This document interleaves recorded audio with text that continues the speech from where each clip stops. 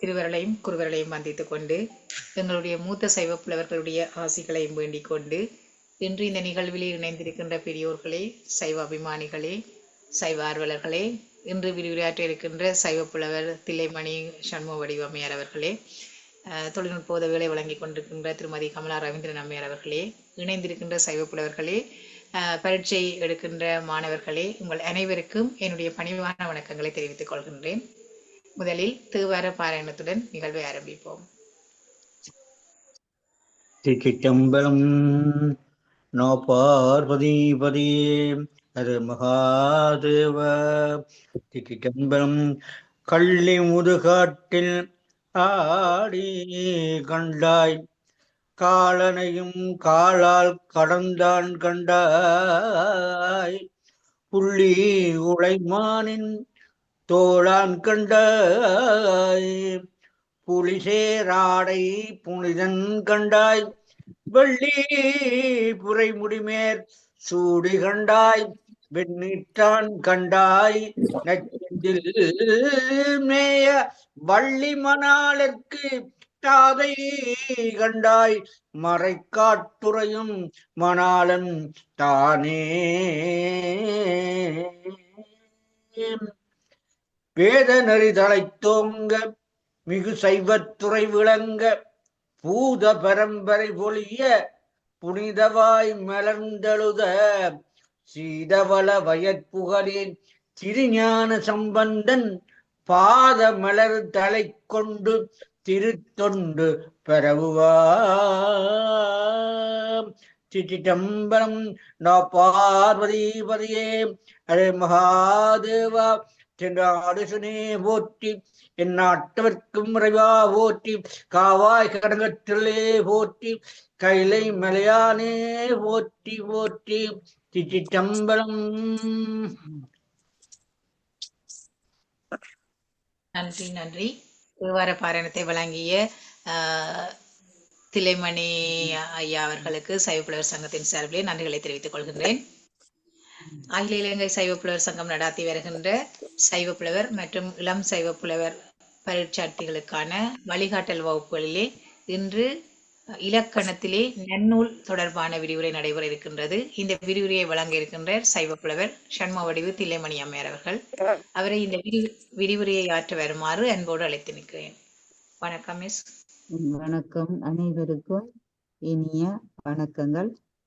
சைவ புலவர் சங்கத்தினுடைய பரீட்சைக்கு தோற்றுகின்ற பரீட்சார்த்திகள், அதாவது கற்றுக்கொண்டிருக்கின்ற மாணவர்களுக்கும், மேலும் தமிழை கற்க வேண்டும் என்ற ஆர்வத்தோடு இணைந்திருக்கின்றவர்களுக்கும், இந்த வகுப்பை நெறிப்படுத்துகின்ற தலைவர் அவர்களுக்கும், தற்பொழுது நெறிப்படுத்தி நிற்கின்ற ஆனந்தி அம்மாவிற்கும், இந்த நிகழ்நிலை வகுப்பு இடம்பெறுவதற்கு சகல உதவிகளையும் வழங்கி கொண்டிருக்கிற கமலா அம்மையார் அவர்களுக்கும் வணக்கத்தையும் கூறி, இந்த வகுப்பு நாங்கள் இலக்கணத்தை தெளிவாக கற்று செய்யுள்களை சிறப்பாக கண்டறிந்து நாங்கள் படிப்பதோடு புதிய செய்யுள்களையும் எழுதுவதற்கு இது அமையும் என்று கூறி, நன்னூலிலே நாங்கள் எழுத்தியலிலே, எழுத்து அதிகாரம் என்றான, எழுத்து இயல் என்றான, அதிலே அறிமுகம், எழுத்து என்றால் என்ன, பிறப்பு, முறை, உருவம், மாத்திரை என்று சொல்லப்படுகின்ற 10 அகத்து இலக்கண வகையிலே இன்று நாங்கள் பார்க்க இருப்பது உருவம். அன்று கடைசியாக கற்பித்திருந்தாலும் அந்த உருவம் என்றால் என்ன, முதலாவது எங்களுடைய பேச்சு மொழி, அதாவது ஒலி வடிவிலே இருந்ததற்கு உருவம் ஒன்று கொடுக்கப்பட்டதுதான். நாங்கள் இப்பொழுது அது எந்த மொழியாக இருந்தாலும் சிறப்பாக தமிழ் மொழி தொன்மையான மொழி, இனிமையான மொழி, நிறைந்த இலக்கியங்களை தன்னுள்ளே கொண்டுள்ள மொழி என்று உலக மொழிகளிலே சிறப்பித்து பேசப்படுகின்ற தமிழ் மொழியிலே உள்ள எழுத்துக்களுக்கு ஒவ்வொரு உருவங்கள் உள்ளன. இப்ப தமிழ் நெடுங்கணக்கிலே நீங்க பார்த்தா 247 எழுத்துக்கும் ஒவ்வொரு உருவம் இருக்கின்றது அல்லது வடிவம். அந்த உருவம் என்பது 5வது வகையாக அங்கே சொல்லப்பட்டிருக்கு. 98வது சூத்திரம் நன்னூல் புத்தகத்திலே. அது காண்டிகை உரையாக இருந்தான விருத்தி உரை என்றாலும் இலக்கம் ஒன்றாக இருக்கும், சூத்திரமும் ஒன்றாக இருக்கும். தொல்லை வடிவின எல்லா எழுத்தும் மாண்டு எய்தும் இகர ஒகர மெய் புள்ளி. தொல்லை வடிவின எல்லா எழுத்தும் ஆண்டும் எய்தும் இகர ஒகர மெய் புள்ளி. எல்லா எழுத்தும் பல வேறு வகைப்பட வரைந்து வழங்கும் பழைய வடிவினை. இப்ப நாங்கள் இப்ப கணனிக்கு ஏற்பத்தான் அந்த வடிவத்தில 13 எழுத்துக்களை மாற்றி அமைத்திருக்கிறோம். அந்த பழைய வடிவினை பழைய புத்தகங்கள்ல நீங்க பாத்தீங்கன்னா அது முதியவர்கள் அந்த பழைய எழுத்துக்களை பாவனையிலே இப்பவும் வைத்திருக்கிறார்கள். அதனால பழைய வடிவினை என்று அங்க தந்திருக்கு. அந்த வடிவினை உடையதும் அவ்வடிவினவாய் வழங்குமிடத்து தனித்தும் உடம்பு ஊர்ந்தும் வரும். என்னடா மெய் தன்னுடைய வடிவத்தோட உயிரோட சேரேக்க உயிரும் உடம்பும் சேர்ந்த அந்த வடிவம். அதுல ஏனா இப்ப நீங்க கேனா கேயன்னா கோனா கோவன்னா அதை பாருங்க. இகார ஒகார மெய்களும் இயல்பாய புள்ளியை பிற்காலத்து ஒழித்து வரைந்து இகார ஒகாரங்களோடும் உயிர் மெய்களோடும் ஐயப்பட வழங்கும் வழக்கினை உடையனவன்றி துணியப்படும் தொல்லை வடிவினதாக உள்ளது. அப்ப அந்த ஒகாரம் இப்ப ஆதி காலத்துல பாத்தீங்கன்னா ஏனாக்கு பக்கத்து 2 புள்ளி அந்த நீங்கள் வடமொழி எழுத்து பாத்தீங்கன்னா தெரியும் அப்படி எழுத்துக்கள் இருந்தது. ஆனா பிற்காலத்தில அவையெல்லாம் ஒளிந்து அந்த புள்ளி ஒளிந்து என்ன தொல்லை வடிவினான அந்த புள்ளியை பெற்றிருந்தது. இப்பொழுது அந்த புள்ளி வடிவு அது இல்லை. அப்ப அந்த புள்ளி வடிவான பழைய புத்தகங்கள்ல பாத்தீங்கன்னா கூட நீங்க பாக்குற அந்த ஏடுகள்ல பாக்க. ஆனா ஏடுகள்ல எல்லா இப்ப ஒற்றிடத்துக்கு கூட மேல புள்ளி இராது. என்னண்டா ஏட்டுல குற்றினா கிழிஞ்சு போகும் என்று சொல்லி அந்த ஏடு வாசிக்கிறதுக்குமே ஒரு சிறப்பான பாண்டித்யம் வேணும். எந்த எழுத்தை எப்படி வாசிக்க வேண்டும் என்று தெரிந்தவர்கள்லாம் அந்த ஏடு வாசிப்பார்கள். அப்ப அந்த பழைய எழுத்து தொல்லை வடிவின எல்லா எழுத்தும் ஆண்டு எய்தும் இகார ஒகார மெய் புள்ளி. அந்த இகாரத்துக்கும் ஒகாரத்துக்கும் அதாவது கேனா கேயன்னா கோனா கோவன்னா இந்த இதை பாத்தீங்கன்னா அந்த ஆதி காலத்துல நாங்க தமிழ்ல அரைப்புள்ளி என்று சொல்றோம். ஒரு கமாக்கு மேல ஒரு புள்ளி இருக்கிறது. அந்த எழுத்து ஆதியில இருந்தது. அதே போல பின்னால நீங்க மெய்யெழுத்துக்கு மேல மட்டும்தான் புள்ளிய பாக்குறீங்க. அதாவது ஆயுதத்துக்கு அந்த 3 புள்ளிகளை பாக்குறீங்க. ஆனா பிற்காலத்துல அந்த ஆதியில புள்ளி பெற்றது பிற்காலத்திலே அது புள்ளி இல்லாமல் வந்திருக்கு. அப்ப அந்த வடிவை பார்க்கணும். வடிவண்டா அதனுடைய உருவம். வடிவம் அல்லது உருவம். வடிவம்னு சொன்னா அழகண்டு வந்துடுவீங்கள். அப்ப எழுத்தினுடைய உருவம் என்ன? அப்ப ஒரே ஒரு சூத்திரத்துல இந்த உருவம் சொல்லியிருக்க. அடுத்தது 6வது மாத்திரை. இதுதான் எங்களுடைய எழுத்தினுடைய ஒலியினுடைய அளவை காட்டுவது மாத்திரை. ஒரு எழுத்து இவ்வளவு நேரம் ஒலிக்க வேண்டும் என்று காட்டுவதுதான் அந்த மாத்திரை. எழுத்துக்களின் மாத்திரை. பெரிய சூத்திரம் வடிவ வாசிக்க கேட்டுட்டு 99வது சூத்திரம். இது பெரும்பாலும் பரீட்சைக்கு வார வினாக்களாகவும் இருக்கும். 3 உயிர் அளவு 2 3 உயிர் அளவு 2 நெடில் ஒன்றே குறிலோடு அடை குறுக்கம் ஒற்று அளவு அரை ஒற்றி குறுக்கம் ஆயுதம் கால் குரல் மகான் ஆயுதம் மாத்திரை. இப்ப நாங்கள் முதல் எழுத்தையும் சார்பெழுத்தையும் முன்னரே கற்றுவிட்டோம். அப்ப இது வாசிக்க உங்களுக்கு தெரியும். மூன்றுயிர் அளவு இரண்டா நெடில் ஒன்றே குறிலோடு அடை குறுக்கம் ஒற்று அளவு அரை ஒற்றி குறுக்கம் ஆயுதம் கால் குரல் மகான் ஆயுதம் மாத்திரை. இப்ப உயிரெழுத்துல நாங்க வகை படிக்க பார்த்த நாங்கள் என்ன, குறில் எழுத்தும் நெடில் எழுத்தும் இருக்கு. அதுல குறிலுக்கு ஒரு மாத்திரையும் நெடிலுக்கு 2 மாத்திரை. அதே போல மெய் எழுத்து அல்லது ஒற்றெழுத்துக்கு அரை மாத்திரை, ஆயுதத்துக்கு அரை மாத்திரை. நாங்க அந்த சார்பெழுத்துல பார்க்க உயிரளபடைக்கு இப்போ உயிரளபட சார்பெழுத்துல பார்த்த நாங்கள் இசை கெடின் நெடிலை அடுத்து குறில் வரும். இந்த மைக்கை ஓன் பண்ணுங்கோ, என்னோட மற்ற கிடைஞ்சலா இருக்கும். யாரோ நெடிலை அடுத்து குறில் வரும், அதுதான் உயிரளபடை. உயிரெழுத்து அளவு எடுக்கும். இங்க இசை கெடின் செய்யுள்கள்ல இசைக்காக வருது. அந்த உயிரளபடைக்கு மாத்திரை 3. ஏன், நெட்டெழுத்துக்கு 2, குற்றெழுத்துக்கு 1. எனவே 2 1 3 மாத்திரை இருக்கு. நெடிலுக்கு மாத்திரை 2, குரலுக்கு மாத்திரை 1. சரியல்ல? இந்த ஐகார குறுக்கம் ஔகார குறுக்கம் சார்பெழுத்துல பாத்துனாங்க. அதனாலதான் சார்பெழுத்து என்ன முதலெழுத்து சார்பெழுத்து உனக்கு பார்த்துட்டேன். இப்ப நீ ஞாபகம் அங்க பார்த்து கொள்ளுங்க.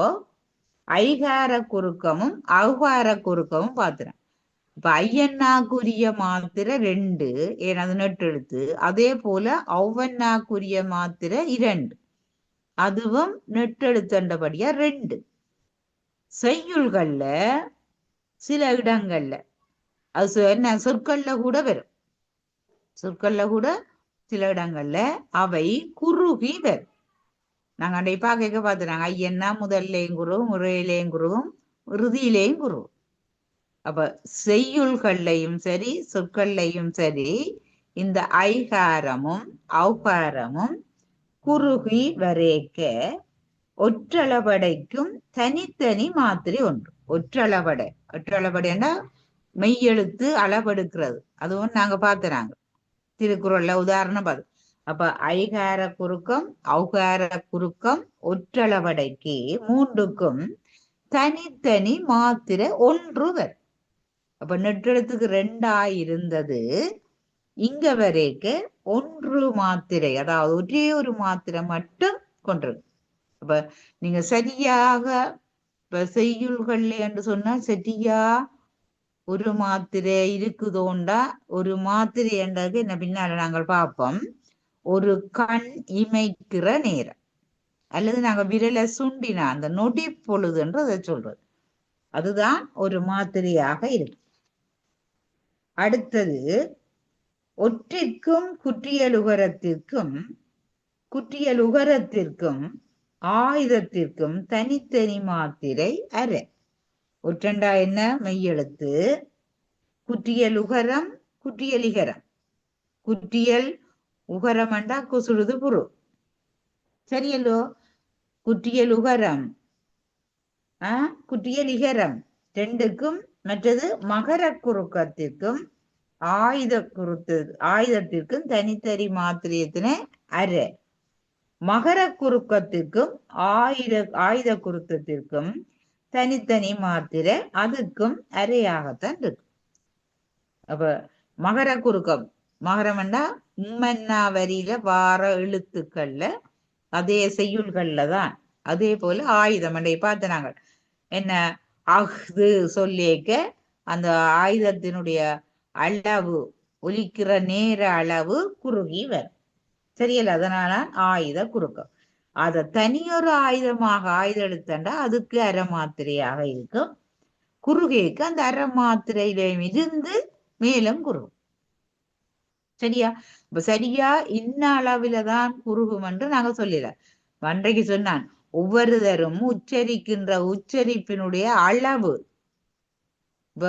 நாட்டுக்கு நாடு, தேசத்துக்கு தேசம், என்ன ஊருக்கு ஊரெல்லாம் உச்சரிப்புல வித்தியாசம் இருக்கு. அப்ப அந்த அளவு என்பது இலக்கண வழக்கின்படி இவ்வாறுதான் இருக்கு. ஆனால் சிலது எங்களுடைய செய்யுள்கள்ல பார்த்தால் சில நேரம் கூடியும் இருக்கும் குறைஞ்சும் இருக்கும். அப்ப கூடியிருப்பது எங்க உயிரளபடை மட்டும் கூடி ஒலிக்கும். தெரியல, அது நெடிலுக்கு பக்கத்தை குறில் பெறும். சரியா? ஒற்றளபட ஒற்றெழுத்து 2 சேர்ந்து வரும். ஒற்றெழுத்து 2 ஒற்றெழுத்து சேர்ந்து வருவதுதான் ஒற்றளபடை. அப்ப 2ஐயும் நாங்கள் பார்த்துக்கலாம். அப்ப ஒற்றெழுத்துக்கு மாத்திரை அரை.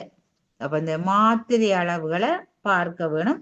இப்ப நீங்க ஒவ்வொன்றையும் கீழே கீழே கூட கொப்பியில் எழுதி 3 உயிர் அளவு 2 நெடில் 1 குறிலோ அடை என்ன உயிர் அளவடை ஔகார குறுக்கம் ஒற்றளவடை அரையொற்று 99. நன்றி நன்றி பண்ணி விடுங்கோ. சரி, அப்ப ஒவ்வொருத்தையும் கீழே கீழே எழுதுவோம். உயிரளவடைக்கு மாத்திரை என்ன, அதுல உங்களுக்கு விளக்கணும்னா நெடிலுக்கு 2 மாத்திரை குறிலுக்கு 1 மாத்திரை, எனவே 3 சகவை போட்டு கூட்டி சமனை போட்டு வச்சு படிச்சாதான் பின்னால நாங்கள் எங்க படிக்க போறோம், செய்யுள் இலக்கணம் படிக்க போறோம். யாப்பு, அந்த யாப்பு நீங்க தண்டி அலங்காரத்துல படிக்க அந்த யாப்பினுடைய அமைப்பு அவ்வளவும் தெரிய வேணும். யாப்பருங்கலக்காரிகையும் தண்டி அலங்காரமும் யாப்பை பற்றி சொல்லுவது. அப்ப யாப்புக்கு இந்த எழுத்து மிக மிக அவசியம், மாத்திரை மிக மிக அவசியம். சரியல்ல? அப்ப என்ன எழுத்து அசை சீர் அடி தோடையண்டு எல்லாம் அப்படி போற அளவுக்கு எங்களுடைய எழுத்து சீராக இருந்தால் தெரிஞ்சாதான் அங்கால நாங்கள் கற்றுக்கொள்வது சிறப்பாக இருக்கும். எனவேதான் எழுத்தை நாங்க முதல்ல படிச்சுட்டு மிச்சம் நாங்கள் பார்ப்பது உண்டு. அதற்கு அமையத்தான் தொல்காப்பியத்திலையும் எழுத்தியல்லையே எடுத்து மொழிமரபு நூல் மரபு அப்படியே அதெல்லாம் கற்றுக்கொண்டு போவது அதற்குத்தான் அந்த ஒழுங்கு. அதுக்கு பிறகுதான் நாங்க பாயிரத்தை பார்ப்போம். ஏனென்றா பாயிரம் என்ன சொல்லுதுன்றது பின்னால தெரியும். சரியா? அப்ப இந்த சூத்திரம் இருக்கு. 3 உயிர் அளவு 2 நெடில் 1 குறிலோ அடை குறுக்கம் ஔகார குறுக்கம் ஒற்றளவடை அரை ஒற்றி குறுக்கம் ஆயுதம் கால் குரல் மகான் ஆயுதம் மாத்திரை. சரியா? மகான் என்பது மகர குறுக்கம், ஆயுதம் என்பது ஆயுத குறுக்கம். அப்ப அந்த சூத்திரத்துல சொற்களை விளங்கி கொள்ள வேணும். தச்சராது வேணும். உங்களுக்கு அந்த வினா கேட்கக்கூடிய டைம் இருந்தா அந்த இடத்துல கேட்டுக்கொள்ளலாம். சரியா? அடுத்த 100வது சூத்திரம் மாத்திரை அளவு. இயல்பெழு மாந்தர் இமை நொடி மாத்திரை. இயல்பாக மனிதர்கள் இமைக்கிற நேரம் மாத்திரை. இமை அல்லது நொடி ரெண்டையும் கேட்கலாம். ஒரு இமைக்கிற நேரம் அல்லது ஒரு நொடி பொழுது ஒரு மாத்திரை என்று எழுத்திற்கு வரையறை கொடுக்கப்பட்டிருக்கு. சரியா? மாந்தருடைய இயல்பாக எழுகின்ற இமை பொழுதும், அதனால மணிவாசகர் இமை பொழுதும் என் நெஞ்சில் அந்த ஒரு நொடி பொழுது கூட நான் மறந்து போய் இருக்கக்கூடாது. அது நொடி பொழுது ஒரு மாத்திரை என்று வரையறைப்படுத்தப்பட்டுள்ளது. அப்ப இமி என்றால் கண்ணினுடைய இமை இல்லை, அந்த இமைக்கிற நேரம். நொடி என்றது அந்த நொடிக்கின்ற விரல சுண்டு வேண்ட அல்லது நொடிக்கிற நேரம் தான் அந்த அளவாக இருக்கும். சரி, அது நொடி என்பது ஆகுபேரா பின்னால பார்ப்போம். அது வரைக்கும் அப்படி ஆகுபேராகி வந்திருக்குது. சரியா? அடுத்தது இந்த மாத்திரைக்கு ஒரு புறநட சொல்றேன்.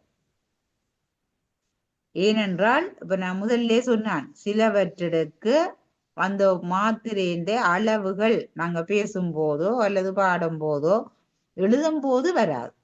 பேசும்போது பாடும்போது சில மாற்றங்கள் ஏற்படும். அதனால ஒரு மாத்திரைக்கு ஒரு புறநட வைக்கிறார். ஆவியும் ஒற்றும் அளவிறந்து இசைத்தலும். 101 சூத்திரம். ஆவியும் ஒற்றும் அளவிறந்து இசைத்தலும் மேவும் இசை விழி பண்டமாற்று ஆதியின். ஆவியுமொற்றும் அளவிறந்து இசைத்தலும் மேவும் இசைவிழி பண்டமாற்று ஆதியின் முதல் சார்பினைத்துமாகிய, அதாவது ஆவி என்ற உயிரெழுத்தும் ஒற்றெழுத்தும் என்ற மெய்யெழுத்தும் சரியா அளவிறந்து மிக்கு ஒலித்தலே உயிரளவடையும் ஒற்றளவடையும். நாங்க முதல்ல பார்த்துட்டோம் சார்பெழுத்துல. அது மிக்கொலித்தலையும் பொருந்தும் இசை விழி பண்டமாற்று முதலியவற்று. இப்ப இசை நாங்கள் கூட்டி கொண்டு போனால், இப்ப நாவால் குறிப்பிசை அசைத்தால்தான் நீ பாடலாம் அல்லது பேசலாம். நாக்கு அசைத்தால்தான் பாடலாம் அல்லது பேசலாம். அப்ப இசையின் அளவிறந்து இசைக்குங்கால் அது என்ன? 12 மாத்திரை. இப்ப 12 உயிருக்கும் ஆவி 12க்கும் மாத்திரை ஈறாக என்ன? அதே போல மெய்யெழுத்து 18க்கும் மாத்திரை சொல்லியாது. ஆனால் என்ன? இசைக்கு ஏற்ப இது அளவெடுக்கிற அளவிலேயும் வேறுபாடு ஏற்படும். சரியே? அது உலக நடை பிறளாது இசைக்க வேண்டும். இப்ப என்ன? ஊரோடுவில் ஒத்தோடு ஒருவனோடுவில் பார்த்தோடுனா உலகத்தோடு ஒட்ட ஒழுகுதல் வேண்டும்.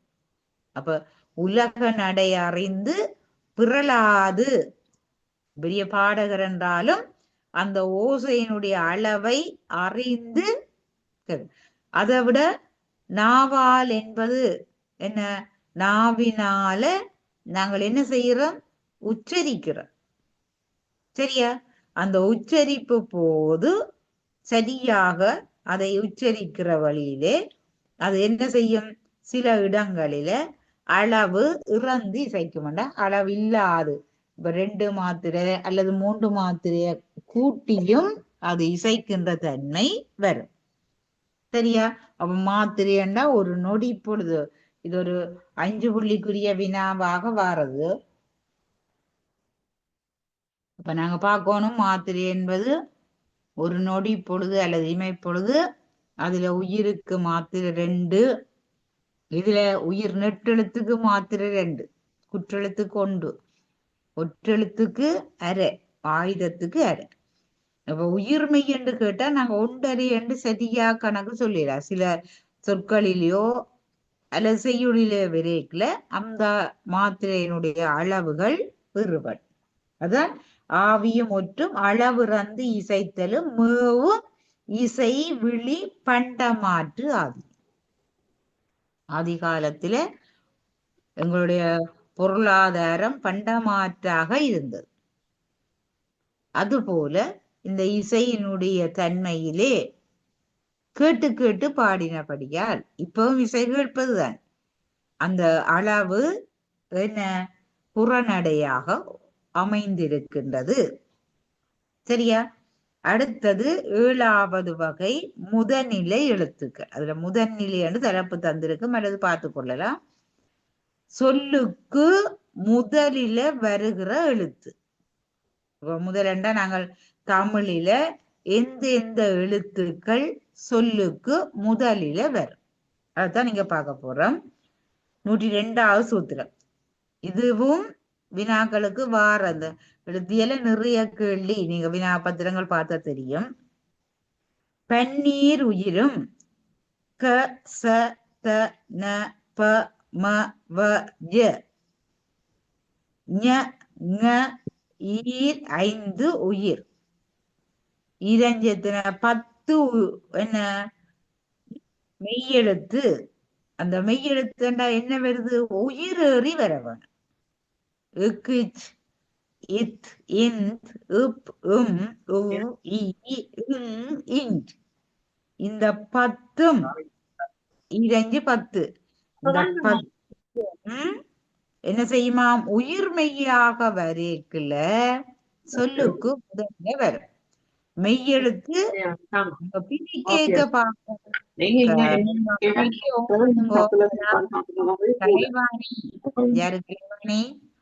மைக்கு ஓஃப் பண்ணுங்க. உங்க கதைக்கிறது இப்ப இந்த மெட்டவே கிடைஞ்சிடாயிருக்கும் வகுப்புல இருக்கிறவைக்கு. சரியா? கலைவாணி மிஸ்? சரி, நன்றி. அப்ப முதல் நிலை எழுத்து என்று சொன்னால் 12 உயிரெழுத்தும் வரும்.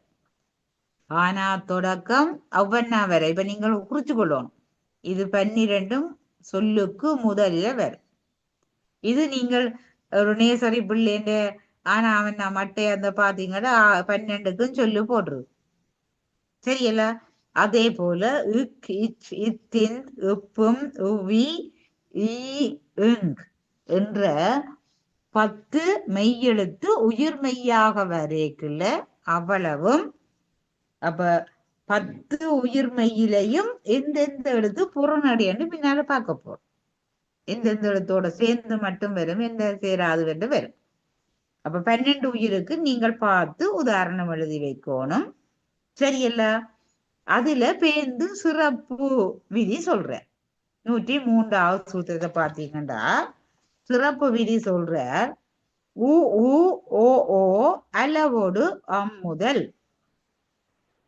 உ உ ஓ ஓ அளவோடு வம்முதல் என்னவாம்? இந்த வானா என்ற என்ன மெய்யெழுத்து ஊனாவும் ஊவன்னாவும் ஓனாவும் ஓவன்னாவும் அல்லாத அந்த நாளோடையும் உயிருக்கு முன்னால என்ன உயிர் மெய்யா முன்னால வராது. இப்போ ஊனாண்டா என்ன? ஊனாண்டா உசக ஊனா. இப்ப ஊனா அங்கேயாவது சொல்லுக்கு முன்னுக்கு வந்தது நாங்க பார்க்கல. அதே போல ஊவன்னா ஓனாண்டா ஓனா மற்ற ஓவன்னா. இந்த நாளையும் பாருங்க, இதே சூத்திரம் தொல்காப்பியத்துல படிப்பீங்கள். அது வேற விதமாக தொல்காப்பியம் சொல்லி இருக்கிற. சரியல்ல? அப்ப ஊ ஊ ஓ ஓ அளவோடு வம்முதல் வகரத்துக்கு முன்னாக இந்த 4ம் வராது. அப்ப 4 வராதென்றால் மிச்ச 8 எழுத்தும் வரும். சரியா? அப்ப 8 எழுத்தும் வரமாண்டா என்ன? வானா வரும், வாவன்னா வரும், வீணா வரும், வீயன்னா வரும், பேந்து வேணா வரும், வேயன்னா வரும், வையன்னா வரும், ஒவ்வொன்னா வரும். அப்ப அந்த எழுத்தை பார்த்து ஒவ்வொன்றுக்கு நீங்கள் சொற்கள் எழுதி வச்சிருக்கோம். அப்பத்தான் வினாத்தாளில கேள்வி வந்தால், கடந்த காலத்துல இந்த இதுகளெல்லாம் வினாக்கள் வந்திருக்கு. அது தொல்காப்பியத்துல வந்தானே, நன்னூல்ல வந்தான். சரியல்ல? அப்ப சூத்திரம் தந்து விளக்குன்னு சொன்னா இந்த சூத்திரத்தை கொடுத்து எழுதுறது தெரிய வேணும். இப்ப நீங்க இலக்கண பேப்பரை பார்த்தேன்னா அல்லது வேற மற்ற பேப்பர்கள்ல வினாத்தத்துல பாத்தீங்கன்னா ஒவ்வொன்றுக்கும் தலைப்பு போட்டு தொல்காப்பியத்துல இருந்து வினா, நன்னூர்ல இருந்து வினா, யாப்பெருங்கலக்காரிகையில இருந்து வினா, செந்தமிழ் இலக்கணத்துல இருந்து வினாண்டு எல்லாம் தலைப்பு போட்டுத்தான் வினா பத்திரம் இருக்கு. அப்ப அங்க கேட்கப்படுகிற வினாவுக்கு நீங்கள் அந்த நூலில இருந்துதான் சூத்திரம் எழுதுவோம். இப்ப இதே இது தொல்காப்பியத்திலையும் வரும். தொல்காப்பியத்துல இப்படி ஒரு கேள்வி வந்தா தொல்காப்பிய சூத்திரம் தான் எழுதுவோம். ஆனா 2 ஒன்றுதான். சரியல்ல? அப்ப அதே நேரம் அதனால சேம் டைம் இந்திராணி மிஸ்ஸும் இதுவும் நன்னூலும் நவ தொல்காப்பியம் இது நன்னூல் நாங்க படிக்கிறதுக்கு காரணமே அதுதான். ஒன்றாக படிக்க எங்களுக்கு விளங்கும். அடுத்தது 104வது சூத்திரம் அ ஆ உ ஊ ஓ ஓ ஓ ஔ ஜம் முதல் வரா. ஈயன்னா இருக்குத்தானே, அந்த ஈயன்னாவோட என்ன மொழிக்கு முதலாக ஆனாவும் ஆவன்னாவும் ஊனாவும் ஊவன்னாவும் ஓவன்னாவும் அவ்வன்னாவும் மட்டும் வரும், ஏனியவை வராது. அப்ப இதுல 6 எழுத்து வரும். அப்ப 6 எழுத்து வரும்னா மிச்சம் 6 எழுத்து வராது. அப்ப என்ன வராது? ஈனாய் என்ன வராது, ஏனாய் என்ன வராது, ஐயன்னா வராது, ஓனா வராது. சரியல்லோ? அப்ப இங்க வர்ற எழுத்து தான் நீங்க தந்துகள். அ ஆ உ ஊ ஓ ஔ இந்த 6 தான் யகரத்தோட வரும். அதிலையும் சில நேரம் இதுவும் தொல்காப்பியத்துக்கு நன்னூலுக்கும் சில வேறுபாடு இருக்கும். தற்காலத்தில பயன்பாடுல உள்ள சில எழுத்துக்கள் இலக்கண வழக்கில இல்லாமல் சரியா வர்ற எழுத்துக்களை கேட்கலாம். இப்பத்தே நாங்கள் ஆங்கில பெயரை பிள்ளைகளுக்கு வைக்கிற போது இந்த மொழிக்கு முதல்ல வார எழுத்துக்கள்ல சில வேறுபாடு எங்களுக்கு இருக்கு. சரியல்ல? டெல்சன் என்று வைக்கிறோம் என்றால் டேனா எங்களோட தமிழ்ல முன்னுக்கு வருகுதோண்டா இல்ல. அப்படி நிறைய நீங்க பாக்க இலக்கண வழக்கு இப்படியும் ஒரு கேள்வி வர தற்கால வழக்குக்கு இது பொருந்துமா ஆராய்க அப்படி ஒரு கேள்வி வரைக்கிற நீங்கள் உதாரணம் எடுத்து போட்டு காட்ட வேணும். அப்ப நீங்க என்ன செய்ய வேணும்? ஒவ்வொன்றையும் எழுதி எழுதி அதற்கு உதாரணம் போட்டு வைக்கணும். அப்ப இது வரும், இவை வராது. உதாரணம் எழுதினதெல்லாம் வரும், இது வரும், இவ வராத எழுத்துன்னு போட்டு வைக்கணும். சரியல்ல? 105வது சூத்திரம் அ ஆ ஏ ஒவ்வொரு ஆகும் ஞம் முதல். அ ஆ ஏ ஒவ்வொரு ஆகும் ஞம் முதல். இந்த 4 உயிரோட மட்டும்தான் ஞாயிறு நாங்க சொல்றோம். சரியல்ல? ஞமலி சொல்றோம். அப்ப ஆனா ஆவன்னா ஏனா ஓனா. சரியா? இவ்வளவும் தான் இஞன்னா என்ற மெய்யோட சேர்ந்து வரும்.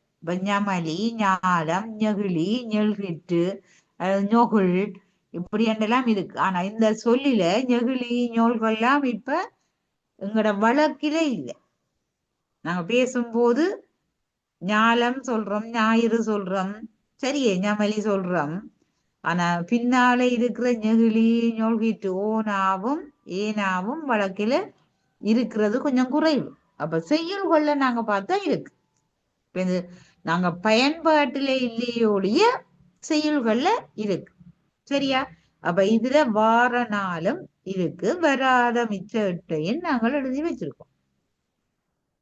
அடுத்த 106வது சூத்திரம் சுட்டி யா இகர வினாவளி அவ்வை ஒட்டி ங்வும் முதல் ஆகுமே. சுட்டி யா இகர வினாவளி அவ்வை ஒட்டி ங்வும் முதலாகுமே. என்ன? 3 சுட்டும் யா வினாவும். ஏன் சுற்றெழுத்து நாங்க இதுதான் படிக்க போறோம். நாங்க அன்னைக்கு சொல்லிக்க சொன்னான் ஆனா ஈனா ஊனா 3ம் சுற்றெழுத்து. சரியல்ல? ஓ இகர வினா சுட்டியா இகர வினாவளி அவ்வை. என்ன? சுற்றெழுத்தில அங்கனம் இங்கனம் உங்கனம் அதே போல யாங்கனம் எங்கனம் என்று நாங்க சொல்றோம். இதெல்லாம் வழக்கில இருக்கு. சரியோ? இகர வினாவுமாய யானாவும் யாவன்னா யாவன்னா வினா எழுத்து ஏனா வினா எழுத்து. இது முதலே படிச்சிருப்பீங்க. ஆனா நாங்க இனி படிச்சுக்க வேண்டிய தேவை இருக்கு. அப்ப இவை 5ம் சரியோ ங்காவோட வரும்.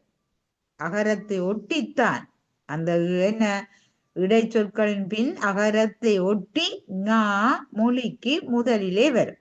அங்கனம் இங்கனம் உங்கனம் யாங்கனம் எங்கனம் அந்த 5ஐயும் சேர்த்து பார்க்கலாம். அந்த 5 உயிரோடையும் மட்டும்தான் இங்கன்னா மொழிக்கு முதல்ல. அப்ப எப்போதும் உயிர் முன்னால இருக்கத்தான் வரும். சரியல்ல? அப்ப இவ்வளவும் மொழிக்கு முதலில வார எழுத்துன்னு பார்ப்போம். அப்ப இதுல 10ல இப்ப நாங்கள் வகரம் யகரம் ஞகரம் ஞகரம் பார்த்தோம். இந்த 4ஐயும் விட மிச்சம் 6 10 எழுத்துல பார்த்து நாங்கள் என்ன ககரம் சகரம் தகரம் நகரம் பகரம் மகரம்.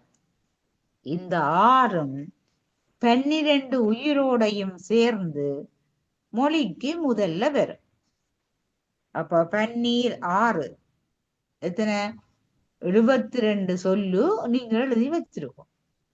கானா வரிசையில 12 சொல்லு முதல்ல வார 12. இப்ப கானா கண்டா கல் காகம் கிளி சரியோ கீரை இப்படி நீங்கள் ஒவ்வொரு உதாரணம் சொல்லுக்கு முதலில அது மொழி என்றுதான் வரும். மொழி என்ன சொல்ல இல்ல பதமண்டாலும் சொல்ல மொழிக்கு முதலில வருகிற எழுத்துக்கள் அப்ப இக்கிச் இத்தின் இப்பும் இந்த 6 உயிரோட கூடி 6 மெய்யும் உயிரோட கூடி வரைக்குல மொழிக்கு முதல்ல வரும்.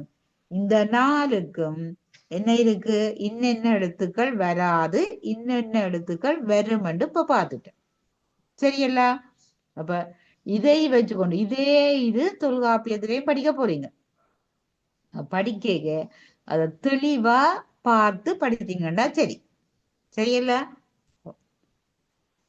அப்ப இங்க நாங்கள் இந்த 4ஐயும் பார்த்து மொழிக்கு முதலில வார எழுத்து பார்த்துட்டேன். அப்ப 12 உயிரும் அங்க 72 6 மெய்யோட வரைக்க என்ன 12 அப்ப அது எல்லாத்தையும் எடுத்து உதாரணம் போட்டு அதை விட வகரத்துல யகரத்துல நகரத்துல ஞகரத்துல வார எழுத்தையும் எழுதி எத்தனை எழுத்துக்கள் மொழிக்கு முதலில வரக்கூடிய எழுத்து, அதுல தற்காலத்துல வழக்கில இல்லாத எழுத்துக்கள் என்னண்டும் நீங்க குறிச்சு வச்சிருக்க. சரியல்ல? இவ்வளவும் முதனில எழுத்துக்கள். சரியல்லோ? இதுக்கு நாங்க புறநடை இல்லை, இதுதான். அடுத்தது இறுதி நிலை எழுத்துக்கள். மொழிக்கு இறுதியில வார எழுத்துக்கள். சரியல்ல? ஆவி. ஆவி 107 சூத்திரம் பார்க்கலாம்.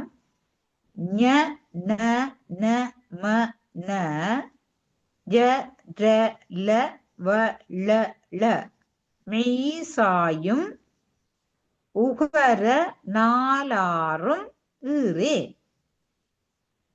ஆவி ஞ ந ந ம ந ய ட ல வ ள ள மெய் சாயும் உகர 4 ஈரே.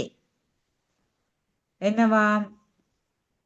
தனித்தும் ஒற்றோடும் வரும் ஆவி முதலாக 24 எழுத்தும் மொழிக்கு ஈறாக வரும். சரியல்ல? தனித்தும் ஒற்றோடும். இப்ப தனித்தண்டா என்ன? இப்ப பொன்னன் என்று ஒரு ஆளின் பெயர் என்றால் இன்னென்ன என்ன செய்யுது? சொல்லுக்கு இறுதியில இருக்கு. இப்ப மண் என்று சொன்னால் என்ன? 3 சுழியன் சொல்லுக்கு இறுதியில இருக்கு. சரியா? நீர் என்று சொன்னால் இர்றன்னா. அப்ப இந்த எழுத்துக்கள் இவ்வளவு என்ன 24 எழுத்து மொழிக்கு முதல்ல தனிமெய்யாகவும் வரும், உயிர் மெய்யாகவும் சேர்ந்து வரும். இப்ப நீங்க இப்படி பாத்தீங்கன்னா இக்ஸக ஓ கோ, கோண்டா ஒரு சொல்லுத்தான். சரியல்ல? ஆண்டா ஒரு சொல்லுத்தான், ஓண்டா ஒரு சொல்லுத்தான். அப்ப இப்படியும் நீங்க பார்த்தால் 24 எழுத்து ஒரு எழுத்து ஒரு மொழியா வருகிறதும் சரியா உயிர் மெய்யாக வருகிறதுமாக அந்த 24 4 24 எழுத்தும் மொழிக்கு இறுதியில வரும். சரியல்ல? இப்படி நீங்கள் அப்ப 24க்கும் நீங்கள் உதாரணம் எழுதி வச்சிருக்க வேணும். சரியல்லோ? அதுல சிலவற்றுக்கு ஒரு சிறப்பு விதி சொல்றேன். சிலவற்றுக்கு ஒரு சிறப்பு விதி. குற்று உயிர் அளவின் ஈறாகும். அதாவது குற்று உயிர் அளவின் ஈறாகும். இகரம் மெய்யொடலா ஒந்த நவ்வோடு மௌ ககர வகரமோடு ஆகும். குற்று உயிர்க்கு குற்றுயிர் சரியா அளவடையின் கண் வரி வடிவின் அறிகுறியாய் தனித்து வரும். அதாவது குறில் வந்து அளவெடுக்க இந்த குற்றெடுத்து தனிய வரும். இப்ப மரு என்ற ஒரு சொல்லு பார்த்திருப்பீங்க. அது எங்களுக்கு தமிழ்ல இலக்கண போலியில இருக்கு. இலக்கண வழக்கு அது படிக்க அந்த மருவில டூவன்னாவுக்கு பக்கத்தை ஊனா வரும். அப்ப இதுதான் குற்றுயிர் அளபடையின் கண் வரி வடிவின் அறிகுறியாய் தனித்து மீறாகவும் வரும். இகரம் மெய்யோடு ஈறாகாது. ஏனா மெய்யோட ஈறாகாது. அப்ப 12 உயிர்ல இந்த ஏனா தன ஈறாக வராது. இகரம் மெய்யோடு ஈறாகாது. உகரம் நகரம் ஒன்றுடன் ஈறாகும். உகரம் நானாவோட இந்த நன்னகர நகரத்தோட ஈறாக வரும். ஔகாரம் ககர வகரங்களோடு இரண்டுடனும் ஈறாக வரும். ஔகாரம் ககர வகரங்களோட மட்டும்தான் ஈறாக வரும். அப்ப இதுக்கும் நீங்கள் என்ன சிறப்பு விதிக்கும் உதாரணம் எழுதி வச்சிருக்கோம். குற்றுயிர் அளபடுக்கேக்க மட்டும் சரியா வரி வடிவின் அறிகுறியாக தனித்து ஈறாவரும். இகரம் மெய்யோடு ஈறாகாது. உகரம் நகரம் ஒன்றுடன் மட்டும் ஈறாக வரும். ஔகாரம் ககர வகரங்களோடு அதாவது கண்ணாவோடும் உப்பண்ணாவோடும் ஈறாக வரும் என்று சொல்லி. அப்ப இவ்வளத்தையும் நீங்கள் என்ன செய்ய வேணும்? உதாரணத்தை எழுதி உதாரணத்தை எழுதி நாங்கள் வச்சிருந்தாத்தான் மொழிக்கு இறுதியில வார எழுத்துக்கள் என்ன என்றதை பார்த்து கொள்ளலாம். சரிங்களா? அது முதலெழுத்து சார்பெழுத்து எல்லாத்திலையும் பார்க்கலாம். சரியா? அடுத்தது முதலும் ஈறும் என்று ஒரு சூத்திரம் தனியா போட்டிருக்கிறேன். நின்ற நெறியே உயிர்மெய் முதலீரே. நின்ற நெறியே உயிர்மெய் முதலீரே. அதாவது உயிர்மெய்யினது முதல் யாது அதன் ஈறு யாது என்றால் நின்ற நெறியே உயிர்மெய் முதல் ஈரே. அதாவது உயிர்மெய்யினது முதல் யாது அதன் ஈறு யாது எனின் ஒற்று முன்னும் உயிர் பின்னுமாக ஒலித்து நின்ற நெறியே. பாக்கு என்ற சொல்லி எழுதுறீங்கள். உப்பென்னா சக ஆவன்னாதான் பாவன்னா. அது தனிய மெய்யெழுத்தாக வராதே ஒழிய உயிர் மெய்யாக அங்க வரும். சரியல்லோ? உயிர் மெய்யினது முதல் யாது அதன் ஈறு யாது எனின் ஒற்று முன்னும் உயிர் பின்னுமாய் ஒலித்து நின்ற நெறியே மெய் அதன் முதலாம் உயிர் அதன் ஈறாக வரும். சரியல்ல? அப்ப இது எல்லா உயிர்மெய் எழுத்தும் மொழிக்கு முதலில வரைக்க வாரதாக இருக்கு. அப்ப இதையும் நாங்கள் சிறப்பு விதியில பார்த்து கொள்ள வேணும். அடுத்தது இடைநிலை மயக்கம். இந்த நாங்க வகைக்குள்ள பார்த்தது இடைநிலை மயக்கம் 9வது வகைக்கு இப்ப வாரம். சரியா? க ச த ப ஒலித்த ஈரேழன் கூட்டம். இக்கன்னா இச்சன்னா இத்தன்னா உப்பென்னா இந்த 4 ஒளிந்த ஈரேழன் கூட்டம் என்றா ஈரேழு 14. சரியா? 18 மெய்யில இந்த 4 போனா 14 தானே. அவ கணக்க சரியா நாங்கள் பார்த்து படிக்கணும்.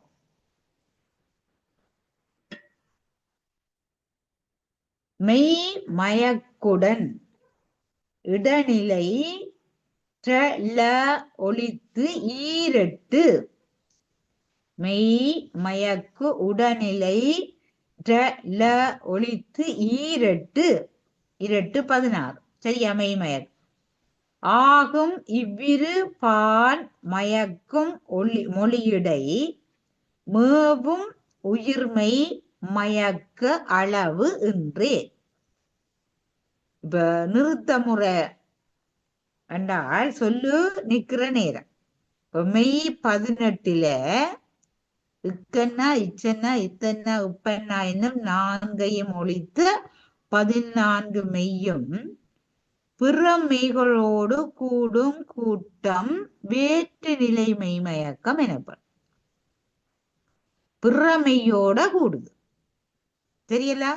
இக்கன்னா இச்சன்னா இத்தன்னா உப்பன்னா இந்த 4ஐயும் விட்டு மிச்ச 14 மெய்யும் பிற மெய்களோடு கூடும். அதனால அதுக்கு என்ன பெயர்? வேற்று நிலை மெய்மயக்கம். இதெல்லாம் வினாக்களுக்கு வாரது. ரகார லகாரம் என்னும் இரண்டனையும் ஒழித்த இரண்டாவும் இரண்டாவும் இல்லன்னாவும் ரெண்டையும் ஒழித்த 16 மெய்யும் 18ல இரண்டாவும் இல்லன்னாவும் விட்டு மிச்சம் 16 மெய்யும் தம்மோடு தாம் கூடும். தம்மோடு தாம் கூடும். இதுக்கு நீங்க உதாரணம் பார்க்க வேணும் இல்லாது. அப்ப தம்மோடு தாம் கூடும் என்றால் அதுக்கு பெயர் என்ன? உடனிலை மெய்மயக்கம். இரண்டாவும் மொவ்வளவில்லன்னாவும் அந்த உச்சரிப்பு சரியா பார்ப்போம். இந்த ரெண்டும் தவிர்ந்த ஏனைய 16 மெய்யும் தண்ட மெய்யோட தான் சேர்ந்து வரும். அதனாலே அதுக்கு என்ன பெயர்? உடனிலை மெய்மயக்கம். இவ்விரண்டு பகுதி மயக்கமும் மொழிக்கு இடையே வரும். இந்த மெய்மயக்கம் எங்க வரும்? சொல்லுக்கு இடையில தான் வரும். ஒரு நாளும் முதலிலோ இறுதியிலோ வரா. இவ்வாறு மெய்யுடன் மெய் மயங்குதல் அன்றி உயிருடன் மெய்யும் மெய்யுடன் உயிரும் மாறி உயிரும் மெய்யும் மயங்கும் மயக்கத்துக்கு வரையறை இன்று. சரியல்ல? அப்ப இன்னும் சொல்றார் என்னது? உடன்ல மெய் மயக்கமும் வேற்றின்ல மெய் மயக்கத்தோட மெய்யுடன் மெய் மயங்குதல் அன்றி உயிருடன் மெய்யும் மெய்யுடன் உயிரும் மாறி உயிரும் மெய்யும் மயங்கும் மயக்கத்துக்கு வரையறை இல்லை. சரியல்ல? அப்ப இதுக்கு நீங்கள் என்ன செய்ய வேணும்? இப்ப அப்பாண்ட சொல்லி எடுத்துக்கொள்ளுங்க. அப்பாண்டா என்ன? உப்பன்னா. சரியல்ல? பக்கத்து பாவன்னாக்கு முப்பன்னா தான் இருக்கு. உப்பன்னா சகாவன்னா தானே பாவன். சரியல்ல? அப்ப அது என்னது? உடனிலை மயக்கம். அப்ப இரண்டாவும் மவ்வளவு இல்லன்னாவும் விட்ட ஏனைய 16 உடனிலைமை மயக்கம். சரியல்ல? இக்கன்னாவும் இச்சன்னாவும் இத்தன்னாவும் உப்பன்னாவும் ஒளிந்த பிறமெய் மயங்கிறது வேற்றுநிலை மெய் மயக்கம். சரியல்ல? இதுக்கு நீங்கள் சொற்களை எழுதி பாத்தீங்கண்டா சரியல்ல? இப்ப பகல் என்று சொல்ல வையுங்க. பகல் என்று சொன்னால் என்ன? இக்கன்னா சகானா கானா பக்கத்தை இல்லைன்னா வருது. அப்படி பார்க்க. அல்லது ரெண்டு மெய் பக்கத்தை வர்றதையும் பார்க்க. சரியா? பக்கத்தை மெய் வாரது. சார்பு என்று சொன்னா இரண்டாவும் உப்பன்னாவும் பக்கத்தை இருக்கு. அப்ப இரண்டா வேறு எழுத்து, உப்பன்னா வேறு எழுத்து. வேற்றில்லை மெய் மயக்கத்துக்கு அங்க பார்க்கலாம். சரியோ? ஆனா இக்கன்னா இச்சன்னா இத்தன்னா உப்பன்னா நான்கையும் ஒழித்த 14 மெய்யும் பிறமைகளோடு கூடும் போது அது வேற்றுநிலை மெய்மயக்கம் எனப்படும். சரியா? இதுக்கு இவ்வளவுக்கு நீங்கள் உதாரணங்கள் எழுதி உடல்நிலை மெய்மயக்கம் என்றால் என்ன, வேற்றுநிலை மெய்மயக்கம் என்றால் என்ன என்று எழுதி போட்டு ஒவ்வொன்றுக்கும் உதாரணம் எழுதி வச்சிருக்கலாம். இனி வேற்றிநிலை மெய்மயக்கத்துக்கு ஒவ்வொரு விதி சொல்லி கொண்டு போறேன். வேற்றிநிலை மெய்மயக்கத்துக்கு ஏன் வேற்றிநிலைன்னா தன் எழுத்தை விட்டு வேற மெய் பக்கத்தை வரும். சரியா? அதற்கு அடுத்து தொடர்ந்து சூத்திரம் சொல்லி கொண்டு போறார். 111வது சூத்திரம் வேற்றுநிலை மெய்மயக்கம். சரியல்ல? ngம்முன் கவ்வாம் வம்முன் ஜவ்வே. பாருங்க, சுருக்கமா சொல்லிக்க. ngம்முன் கவ்வாம் வம்முன் ஜவ்வே. நகரம் இங்கன்னாக்கு முன்னர் ககரமும் இவ்வன்னாக்கு முன்னர் யகரமும் மயங்கும். சரியா? இங்கன்னாக்கு முன்னர் ககரமும் இவ்வன்னாக்கு முதல் யகரமும் மயங்கும். இப்ப சங்கு என்ற சொல்லி எடுத்து பாருங்க. இது மாதிரி நீங்க உதாரணம் போடணும். சங்கண்டா என்ன? சானா இங்கன்னா கூனா. இங்கன்னாக்கு பக்கத்துல இந்த கூனாவில இருக்கிற கூனாவை பிரிச்சா இக்கன்னா சக ஊனா. அப்ப இங்கன்னாக்கு பக்கத்து என்ன இருக்குது? இக்கன்னா வந்து. அப்ப அது என்னது? வேற்றிநிலை மெய்மயக்கம். சரிங்களா? அப்ப இம்முன் கவ்வாம் வவ் முன் யவ்வி எந்தெந்த எழுத்து தான் வேற்றாக வரும். நாங்க நினைச்சா போல எல்லா எழுத்தும் வேற்றிலையாக வராது. அப்ப அதையும் பார்த்துக்கொள்ளணும். எந்தெந்த எழுத்து தான் வருகுது, என்னென்ன எழுத்து வரையது என்றதையும் பார்த்துக்கொள்ளும். அடுத்த சூத்திரம் சொல்றார், இஞ்ச் இந்த் முன் தம்மினம் யகரமொடு ஆகும். இஞ்ச் இந்த் முன் தம்மினம், அங்க இன எழுத்த பாருங்க. சரியா? இன எழுத்து பார்த்து நாங்கள் என்ன கசடத பற வல்லினம், அந்த வல்லினத்துக்கு ஞனநமன என்ற 6 மெல்லினம் அப்படியே கீழே கீழே. இப்ப நீங்க எழுதி போட்டு எப்படி இன எழுத்து போட்டியளோ தெரியாது. 6 வல்லினத்தையும் மேல் எழுதுவீங்கள், 6 மெல்லினத்தையும் கீழ் எழுதுவீங்கள். கீழ் நோக்கி பெட்டிய போடுவீங்க. இக்கண்ணாக்கு இங்கண்ணா இனம், இச்சென்னாக்கு இஞ்சன்னா இனம். இது படிப்பிச்சாச்சு. நீங்க இப்படி போட்டு வச்சிருந்தா தான், இப்ப இல்ல இப்ப நாங்க புணர்ச்சிக்கு நிறைய இடங்கள்ல இது தெரிஞ்சாதான் செய்வீங்க. அல்ல செய்யுள்ள போனாலும் தேவை. சரி, யாப்புக்கு அங்கால செய்யுள்ள கணம் எல்லாத்துக்கும் தேவை. அப்ப அடிப்படை இது. நான் சொன்ன மாதிரி நெடுங்கணக்கில குறிச்சு வைக்கிறத விட நீங்கள் எழுதியும் வச்சுக்கொள்ளும். அப்பத்தான் உங்களுக்கு அது தெளிவாக விளங்கும். இல்லையோ அது கஷ்டமாக உங்களுக்கு இருக்கும். எனவே அதை தெளிவாக்க இப்பவே கொஞ்சம் கொஞ்சமா படிக்க என் தொல்காப்பியத்திலையும் படிக்கிறீர்கள். படிக்க எல்லாத்தையும் எழுதி வச்சிருக்கோம். இப்ப நன்னூலுக்கு தனியாக நோட் கோப்பி, தொல்காப்பியத்துக்கு தனியாக நோட் கோப்பி வச்சிருக்கோம். ஆனா படிக்க பாருங்க, ரெண்டுக்கும் என்ன விளங்கப்படுத்திக்கல உங்களுக்கு விளங்க வேணும். சரியா? அப்ப இப்ப பாருங்க, கந்தன் சொன்னால் சரியா? கந்தனடா இந்தன்னா, இந்தன்னா கானா, இந்தன்னா தானா, இன்னன். இப்ப இந்தன்னாக்கு பக்கத்து என்ன வருதாம்? இத்தன்னா. முன் தம்மினம் வரும். அப்ப இந்தன்னாக்கு இந்தன்னா நாங்கள் என்ன மெல்லினம் என்றால் அதுக்கு இனமான வல்லினம் இத்தன்னா வருது. அல்லது உப்பன்னா வருதுன்னா அதுக்கு இனமான மெல்லினம் உம்மன்னா வரும். சரியல்ல? அப்படி பாக்குறது. அப்ப 112வது சூத்திரம் அதான், இஞ்சின் முன் தம்மினம் யகரமோடு ஆகும். சரியா? அடுத்தது டர முன் க ச ப மெய்யுடன் மயங். டர முன் இட்டன்னாவுக்கும் இட்டன்னாக்கும் முன்னாலன்னா பக்கத்து வரைக்க. சரியா? வேற்றில மெய்மயக்கமல்லோ வரைக்குல இக்கண்ணா இச்சன்னா உப்பன்னா வந்து மயங். இப்ப நீங்கள் கடகமண்ட சொல்ல பாக்குறீங்க. கடகமண்டா கானா தானா கானா உம்மன். ஆனா நீங்க சொல்றீங்க இட்டன்னா சக ஆனா, இப்ப எந்த இக்கண்ணா சக ஆனான்னு வருது. அப்ப இது மெய்யல்ல பார்க்கணும். இப்ப கட்சி என்று பாருங்க, அல்லது காட்சி என்று பாருங்க. சரியல்ல? காட்சிக்கு என்ன? காவன்னா இட்டன்னா இச்சன்னா சக ஈனாதான் சீனா. அப்ப இட்டன்னாக்கு பக்கத்துல என்ன வருது? சீனா வருது. சரியல்ல?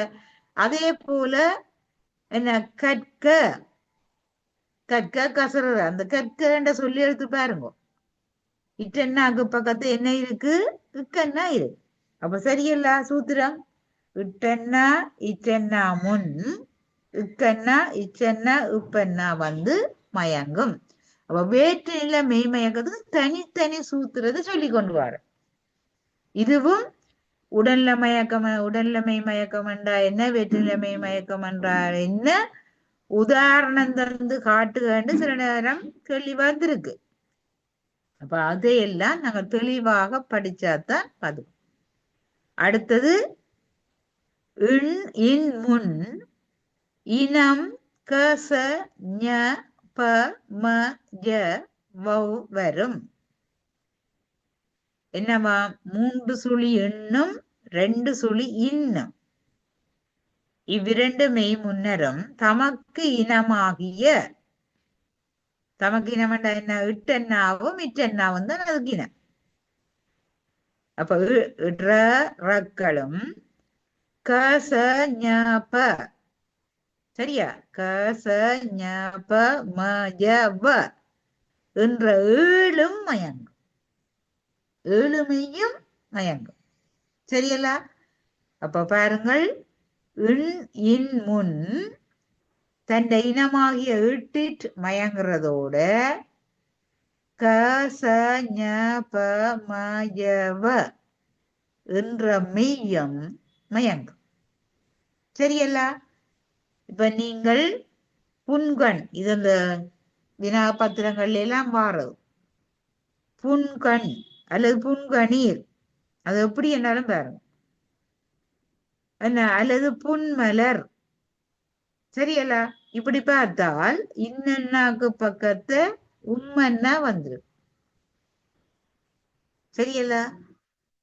அப்ப எங்க பாக்குறீங்கள், என்ன இட்டன்னாவும் இட்டன்னாவும் வாரது மட்டுமல்ல. சரியல்ல? இக்கன்னாவோ இச்சன்னாவோ இஞன்னாவோ உப்பன்னாவோ உம்மன்னாவோ இயன்னாவோ உவ்வன்னாவோ வரும். சரியில்ல? இதுல புன்மலர்ன்றதுல இன்னன்னாக்கு பக்கத்து உம்மன்னா வந்துடும். சரியல்ல?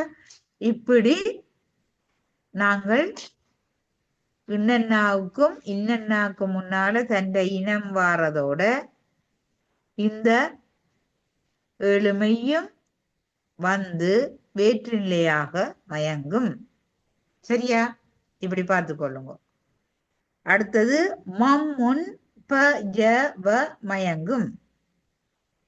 மம்முன் மாண்ட உம்மன்ற மெய்க்கு முன்னால பகர ஜகர வகர உப்பன்னா இயன்னா உபன்னா மூன்று மெய்யும் மயங்கி வரும். மூன்று ஒரு நேரம் மயங்காது. சரியா? மூன்று எழுத்துல ஏதோ ஒரு எழுத்து மயங்கி வரும். அப்ப இப்ப கம்பன் என்ற சொல்ல பாரு, அல்லது அம்பு என்ற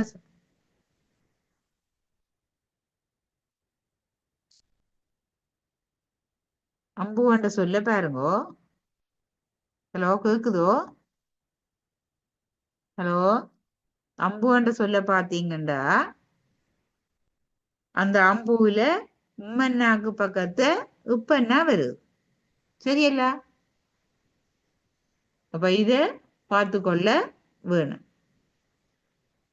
அடுத்தது அதாவது இயன்னா இர்ரன்னா மவ்வளவில்லன்னா. சரியா? இல் இந்த மூன்று மெய்முன் என்ன செய்யுமா? மொழி முதல் மெய் வரும். மொழி முதல் மெய் வரும். என்ன இர்ரன்னா இல்லன்னா. யாராவது ஒருக்கா சொல்லுங்க, கேக்குதோண்டு. ஏதோ ஸ்கிரீன் மாறிட்டு. சரி சரி மிஸ், சரி, நன்றி. அப்ப இயன்னா இர்ரன்னா மவ்வளவு இல்லைன்னா. இப்ப ஈயண்டா என்ன? யானாக்கு மேல குற்று, இர்ரன்னா அரவுக்கு மேல குற்று, மவ்வளவு இல்லைன்னா. இந்த மூன்று மெய் முதல் மொழிக்கு முதல் மெய் வரும். இப்போ எப்படி பாப்பீங்கள்? தனி சொல்லா வரைக்க இப்ப வேய் அல்லது வேர் அல்லது வீழ் இப்படி வரும். சரியலோ? இம்மூன்று மெய் முன்னரும் மொழிக்கு முதல் என்ன மொழி, அதாவது தனியாக மெய்யாகவும் வரும். அல்லது இப்படி பாருங்க, பாழ்கிணறு, பாவன்னா மவ்வளவு இல்லன்னா இங்கன்னா பேந்து கிணறுல வார இக்கன்னா சகையினாதான் கீனா கீனா. சரியல்ல? அப்ப அங்க மூன்று மெய்கள் மயங்கி வருது. இது மூன்று மெய் மயங்குறது. அந்த முதல் நாங்கள் இவ்வளவு நேரமும் பார்த்தது 2 மெய் எழுத்துக்கள்லாம் வேற்றுமை இயக்கத்துல வந்து, இதுல மூன்று மெய் வரும். அல்லது ஆர்ங்கோடு, வேங்குழல். சரியே?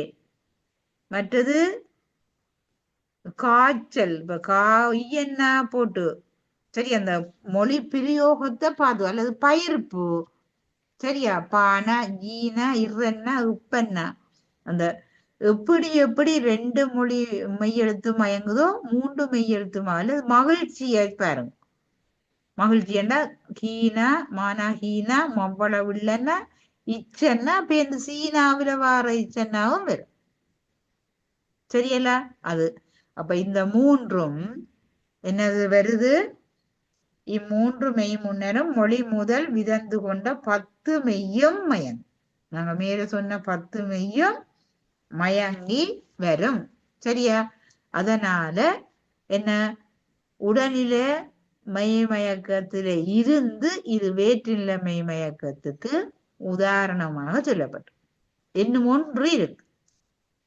இல் இல் நுனி நாக்கு இல்லும் இள்ளும் முன் இக் இச் இப் உ இ என்ற 5ம் மயங்கி வரும். சரியா? இல்லன்னாவுக்கும் இல்லன்னாக்கு முன்னர் இக்கன்னா இச்சன்னா உப்பன்னா உவ்வன்னா ஐயன்னான்ற 5 மெய்யும் மயங்கி வரும். சரியல்ல? இதுக்கு நீங்க சொல்ல பாருங்க. சொல்லுகள் ஒவ்வொன்றுக்கும் பார்க்க வேணும். பார்த்தாத்தான் எங்களுக்கு சரியாக அந்த மெய்மயக்கம் சரியா இருக்குதோன்றது விளங்கும். அந்த சொற்களை எழுதி எழுதி இப்ப பல்லக்கு எழுதினீங்கண்டா இல்லைன்னா பக்கத்துல இல்லைன்னா சகானதான் லானா அதுல 2ம் இல்லைன்னா இல்லைன்னாண்டேக்கு அது உடல்நிலை மெய்மயக்கத்துக்கு வரும். இது வேற்றில்லை நாங்க படிச்சு கொண்டிருக்கிறது வேற்றில்லை மெய்மயக்கம். இப்ப சொல்லையும் போடைக்கு சரியா வேற்றில்லை மெய்மயக்கத்துக்கு போட்டு பாருங்க. சரியா? இப்ப இவ்வளவு சூத்திரம் 1 2 3 4 5 6 7 சூத்திரமும் வேற்றில்லை மெய்மயக்கத்துக்கு தனியே தந்திருக்கு. அப்ப வேற்றில்லை மெய்மயக்கம் தெண்ட மெய் அது அங்க படிச்ச நாங்கள் என்ன கசதப என்ற 4ம் தவிர்ந்த ஏனைய 14 மெய்யோட சேர்ந்து வருவது வேற்றில்லை மெய்மயக்கம்.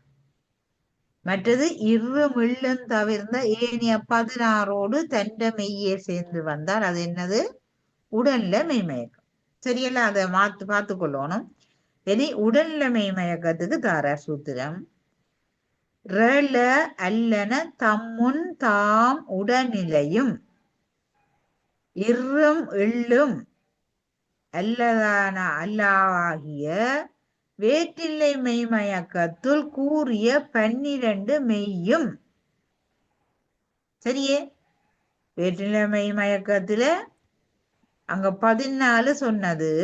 அதுலயும் இர்ரையும் இல்லையும் விட்டா 12 மெய்யும் உடல்நிலைக்கே உரிய கசதப 4ம் தம்முள் தாம் உடல்நிலையாக மயங்கி வரும். சரியல்ல?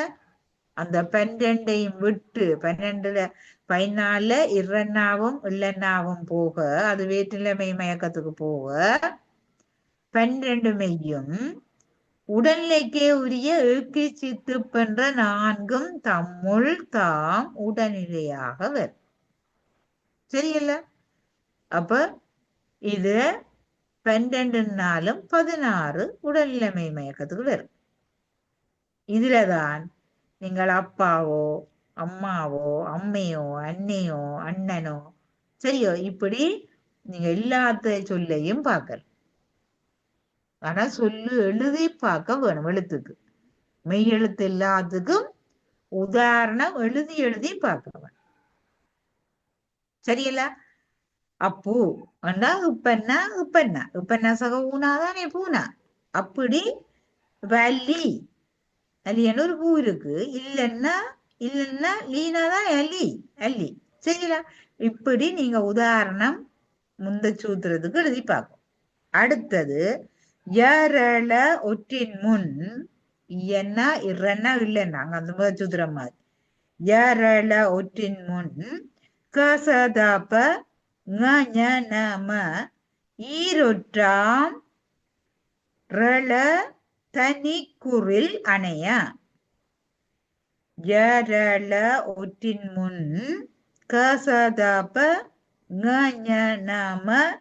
ஈரொற்றாம் ரள தனிக்குறில் அணையா. தனிமெய்யுடன் தனிமெய்யாக மயங்குவன இவை. மொழிக்கு உறுப்பாக மயங்காதன இவை. சரியோ? இயன்னா இவன்னா இந்த மூன்றொற்றும் ஒன்றாக மயங்கும் என்று முதலே பார்த்துட்டோம். சரியல்ல? ஓ, அப்ப அதுல சிறப்பானதை இங்க பார்த்துக்கொள்ளும். சரியோ? ஏரள என்ன மூன்றொற்றும் இவற்றின் முன் மயங்கும் என விதித்த 10 ஒற்றுள்ளும். இந்த 10 ஒற்றுள்ளும் இங்க பார்த்துறாங்க. கசதப நாம. சரியல்ல? ஓ, ஈரொற்று என்ற 10ம் 8 ஒற்றும் தனிமெய்யும் உயிரூர்ந்த மெய்யும். தனிமெய்யாகவும் வரும், உயிர்மெய்யாகவும் வரும். ஈரொற்றாயும் மயங்குவதாகவும் ரள ஒற்று தனிக்குறிலும் மயங்கும் தன்மையாகவும் மொழிக்கு உறுப்பாக வரும். மொழிக்கு உறுப்பான சொல்லுக்கு உறுப்பாக இந்த எழுத்துக்கள் அமையும். இப்ப ஆர்ங்கோடு அங்க முதலே சொன்னான். ஆர்ங்கோடு அல்லது வாழ்ந்தனம் இப்படியான சொற்களை பாருங்க. இல்லைன்னா இந்தன்னா இத்தனை. அப்ப எங்கு எங்க மூன்றொற்றும் மயங்கி வரும். இந்த 10 ஒற்றுலையும் இருந்தும் இந்த 8 ஒற்றும் தனி மெய்யாகவும் வரும், உயிர் மெய்யாகவும் வரும். சரியல்ல? இதற்கெல்லாம் நீங்க உதாரணம் போட்டு பார்ப்போம். ஒரு சில உதாரணங்கள் நன்னூல் விருத்தியுரையில இருக்கும், காண்டியுரையிலையும் இருக்கு. இப்ப தொல்காப்பியத்திலையும் நீங்க புத்தகம் பார்த்தீங்கன்னா ஒரு சில உதாரணங்கள் இருக்கு. இல்ல நீங்க இன்னும் கொஞ்சம் பார்க்கணும்டா செந்தமிழ் இலக்கணத்துல கொஞ்சம் பார்த்தாலும் இருக்கு. இப்ப சைவ புலவர்கள்னா செந்தமிழ் இலக்கணத்தையும் கொஞ்சம் பார்த்தா அது படிக்க முதல் பார்க்க கஷ்டமா இருக்குமெண்டா, இல்ல நீங்க வாய்ச்சி கொண்டு போக விளங்குமெண்டா பார்த்துக்கொள்ளும். சரியல்ல? அப்ப இது எங்களுக்கு உடல்நிலைமை மயக்கத்து பார்க்க. அடுத்த சூத்திரம் இல்லில் மெய் திரிந்த இன்னின் முன் மகார 5 ஈரொற்றாம் செய்யுளுள்ளே. இது செய்யுள்ள மட்டும்தான் சொல்ற. இல்லன்னாவும் இல்லன்னாவும் ஒற்று திரிந்து நகார நகாரங்கள் முன் வரும். மகர ஒற்று முன்னர் கூறியவாறு குறுகி வரும். அங்க மகான் என்று பார்த்தான். சரியலோ? இப்ப இது எங்க வரும் என்றால் செய்யுள்ளதான் வரும். அங்க செய்யுள்ளேன்னு சொன்னார். இந்த இல்லன்னா மெய்திரிந்து இன்னும் முன் மகாரம் 5 ஈரொற்றாம் செய்யுள். அந்த செய்யுள்ள மட்டும்தான் இவை வந்து என்ன பொருந்தும்.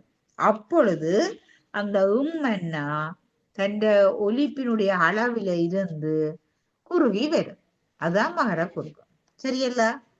அடுத்த சூத்திரம் தம்பெயர் மொழியின் முதலும் மயக்கம்.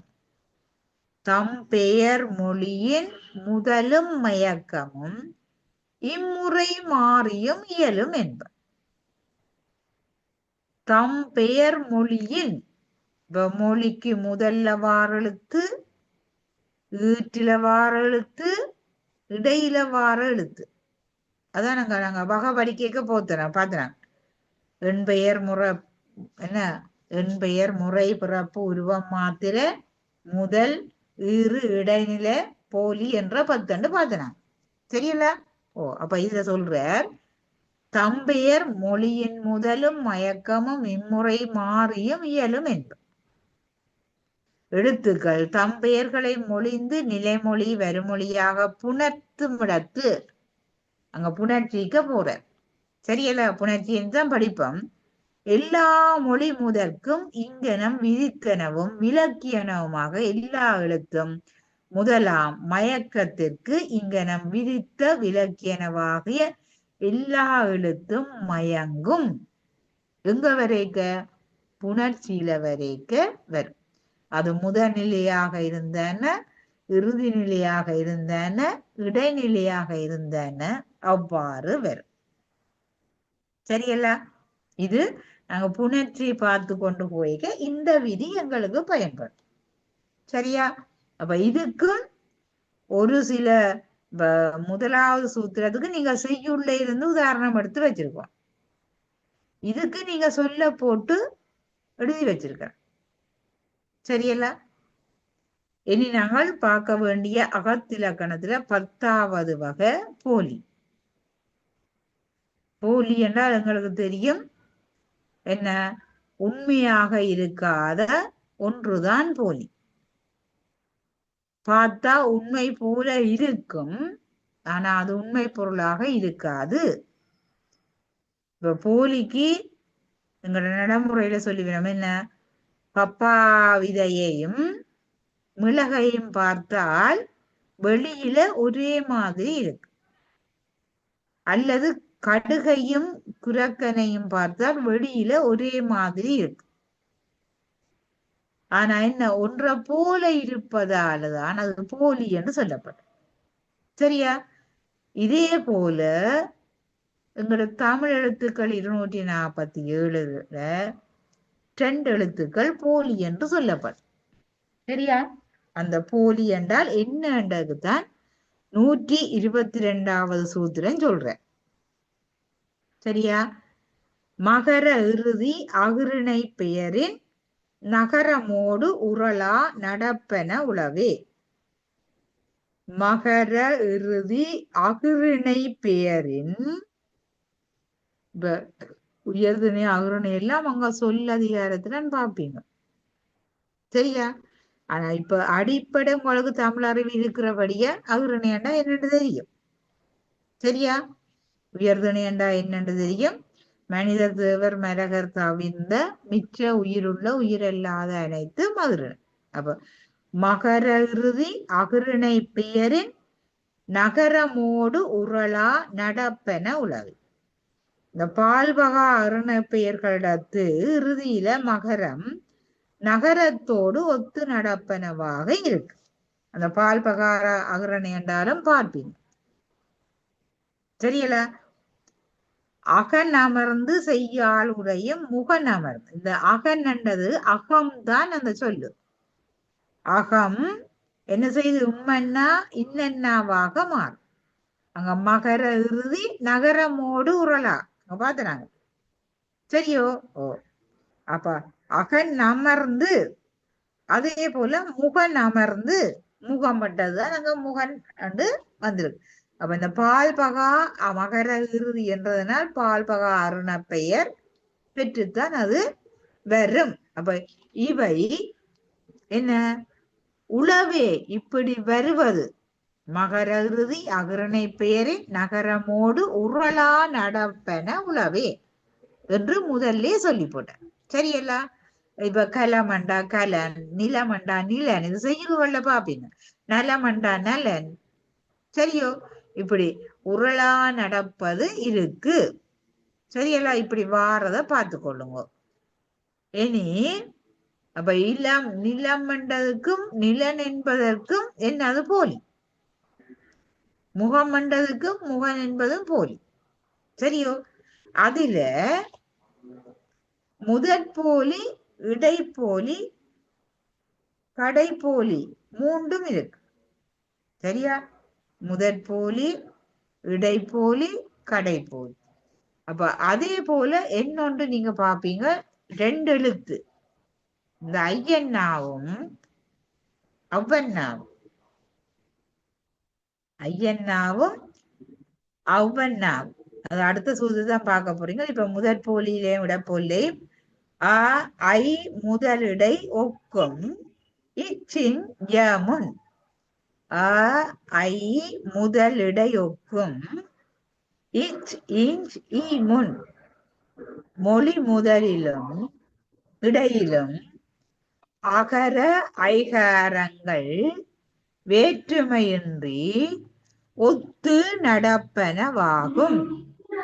மொழி முதலிலும் இடையிலும் அகர ஐகாரங்கள் வேற்றுமையின்றி ஒத்து நடப்பனவாகும்.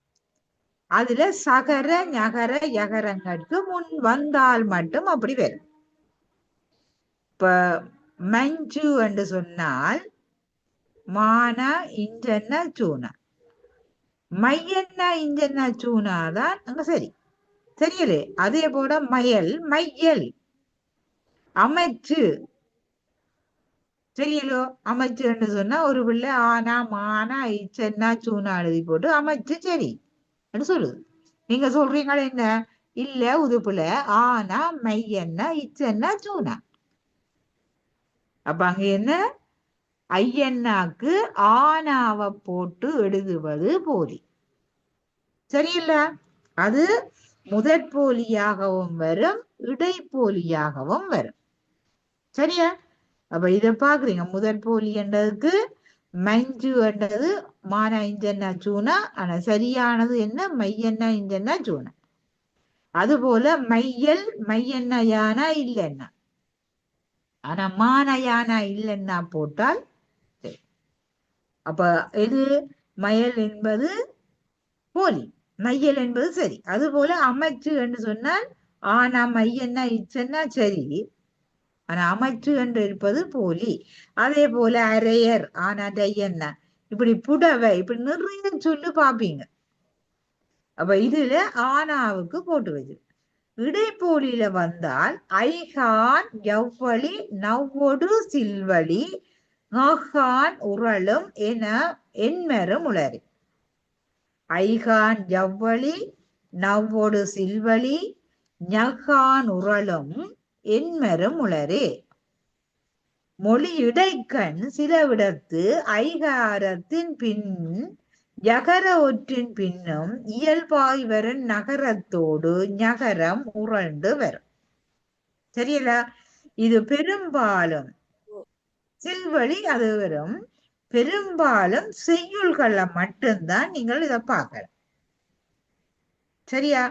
செய்யுள்கள மட்டும்தான் இதை நீங்கள் பார்த்து கொள்ளலாம். இப்ப சொல்லுகள்ல பாக்குறேன்னா மேல சொன்ன உதாரணத்தை பார்த்து கொள்ளலாம். அப்ப இதுக்கும் நீங்க உதாரணம் பார்த்திருக்கணும். அதே போல இந்த ஔகாரத்துக்கும் பார்க்கலாம். ஐயன்னா பார்த்தது போல என்ன, ஐயன்னாவுக்கு ஆனா போட்டு எழுதுறதும் ஔவன்னாவுக்கு ஆனா போட்டு எழுதுவதும் இருக்கு. சரியா? அப்ப ஐயன்னாவும் ஔவன்னாவும் போலி. இப்ப ஐயர் எழுத சொன்னா ஐயன்னா யானா இரன்னா போட்டால் ஐயர் சரி. அல்லது 5 எழுத சொன்னா ஐயன்னா இந்தன்னா தூணா போட்டால் 5. ஆனா பிள்ளை என்ன எழுது? ஆனா ஈயன்னா இந்தன்னா தூணா 5. அதே போல ஔவை என்று சொன்னால் ஔவன்னா வையன்னா போட்டு ஔவை. ஆனா இப்ப ஆனா உவ்வன்னா வையன்னா போட்டு ஔவை. அப்ப இதுதான் அங்க சில்வழி ஜகர வகரம். சரி. ஐகான் எவ்வளி நவ்வொடு சில்வழி நகான் உரளும் என் மொழி இடைக்கண் சில இடத்து ஐகாரத்தின் பின் யகர ஒற்றும். சரியா? நகரத்தோடு ஞகரமும் உரழ்ந்து வரும்போது அவ்வாறு வரும். சரியா? அப்ப சில சில செய்யுள்கள்லையும் சில சொற்கள்லையும் இந்த போலிய முதற் போலியாகவும் இடைப்போலியாகவும் கண்டும். அப்ப ஒன்றை போல இருப்பது போலி. சரியல்லே? அப்ப இத நீங்க பார்த்து கொண்டா சரி. இதுல போலி 10வது அகத்திலக்கணம் பார்த்துட்டேன். இதோட அகத்திலக்கணம் 10ம் 124வது சூத்திரத்துல. இப்ப இதுல எழுத்ததிகாரத்துல இருந்து எத்தனையாவது சூத்திரம் கொண்டு பார்க்கணும். நன்னூலின்படி 124வது சூத்திரத்தோட முடியுது. அடுத்தது சந்தியக்கரம். சந்தியக்கரம்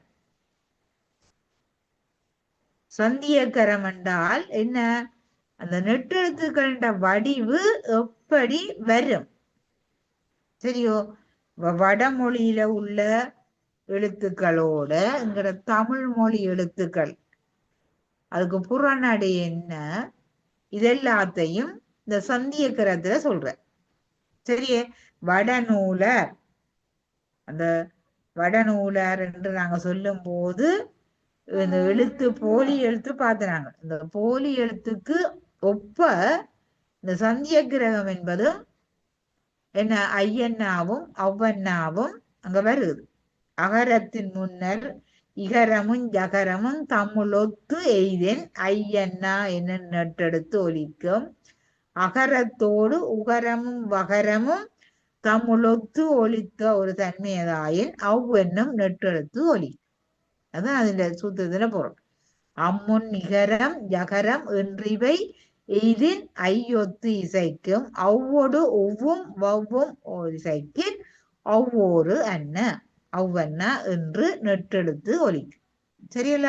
இந்த போலி எழுத்துல இந்த இதை சொல்ற சந்திய கிரகம். போலி எழுத்துன்னு சொல்றத போல வடநூலர் சந்திய கிரகம். சரியா? சந்தி அக்கரம் என்று சொன்னாலும் சரி. அப்ப அம்முன் இகர யகரம் என்றிவை எய்தின் ஐயொத்து இசைக்கும் அவ்வோடு ஒவ்வும் வவ்வும் அவ்வோர் என்ன அவ்வோடு ஆனாவோட ஊ வவ். சரி, இப்ப அவ்வுன்னு சொன்னா ஆனா உவ்வன்னாண்டு வரைக்கும் அவ்வென்று உச்சரிப்பு எங்களுக்கு சரியா வரும். எனவே இது என்ன போலி என்று சொல்லப்பட்டது. சரியோ? அடுத்தது எழுத்தினுடைய சாரியைகள். எழுத்தினுடைய சாரியை. இப்ப நாங்க சாரிய பின்னால பதம் படிக்கையும் இந்த சாரி என்ற உறுப்பை பார்ப்போம். இங்க எழுத்தின் சாரியை சொல்ற. சரியா? மெய்கள் அகரமும் நெட்டுயிர் காரமும் ஐ ஔகானும் இருமை குரில் இவ்விரண்டொடு ககரமுமாம் சாரியை பெறும் பிற. பிற என்ன தொக்கு விட்டுருக்குற. இதை விட பிறவும் இருக்கு. சரி, அந்த பிற சொல்லுக்கு பொருள் இன்னும் வேறையும் இருக்கலாம். மெய்கள் அகரமும் நெட்டுயிர் காரமும் ஐ ஔகானும் இருமை குரில் இவ்விரண்டொடு கரமுமாம் சாரியை பெறும் பிற. இப்ப நாங்க மேலே படிச்ச எழுத்திலக்கணம் கூறிய இடத்தில எழுத்தின் சாரியைகள் தொகுத்து சொல்றாரு.